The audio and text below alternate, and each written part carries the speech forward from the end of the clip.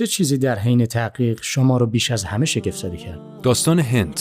این داستان مانند یک کلید بود که باعث تغییر در نگرش من شد، چون فکر می‌کردم هند همسر یکی از دشمنان حضرت محمد یعنی ابو سفیان بود و اون به نوعی پولی پرداخت کرده بود تا حمزه عموی محبوب پیامبر رو به قتل برسونند و این چیزی بود که در میدان نبرد رخ داد و اون کشته شد و حتی با گوش‌های اون در میان مردم گردش کردند و بینیش رو بریدند و کارهای وحشتناک دیگه انجام دادند. پیامبر به طور طبیعی از اونچه که رخ داده بود بسیار ناراحت شد. سالها بعد زمانی که قدرت رو در مکه به دست آورد، هند هم اونجا بود. وقتی این کتاب رو می‌خوندم فکر کردم که حالا باید اون رو به صلیب بکشن یا دستاش رو قطع کنن یا یه چیزی مثل این. اما پیامبر گفت که نمیتونه بهش نگاه کنه، ولی همه چیز بخشیده شده است. اگر اون بخواد در بین مسلمانان بمونه ممکنه، میتونه، و اگه نخواد میتونه بره. خونریزی به پایان رسیده. و با خودم فکر کردم اون بخشیده شده است. اگه کسی بتونه فردی که یکی از نزدیکانش رو کشته، به ویژه عموی محبوبش رو و حتی با قطعات بدن اون در میان مردم نمایش رو انداخته برای نشون دادن به دیگران که اون به شما و اصولی که نمایندش هستین توهین کرده و شما رو تحقیر کرده، ببخشید، این نشون دهنده شخصیت فوق‌العاده و بزرگوار شماست. و همین دلیل به خودم گفتم که اون واقعا فردی ویژه بوده.